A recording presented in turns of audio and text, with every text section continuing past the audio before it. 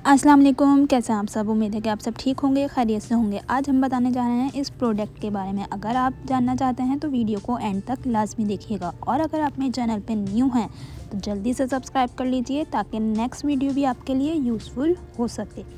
यहाँ पे जो हम यूज़ कर रहे हैं वो है स्टोव, यानी कि चूल्हा। चूल्हा क्यों यूज़ किया जा रहा है इलेक्ट्रिक? क्योंकि आजकल पाकिस्तान में बहुत ज़्यादा इशू चल रहा है गैस का। वैसे तो इलेक्ट्रिक का भी चल रहा है, लेकिन गैस पर बहुत ज़्यादा इशू है, इसलिए अब खाना तो बनाना ही है।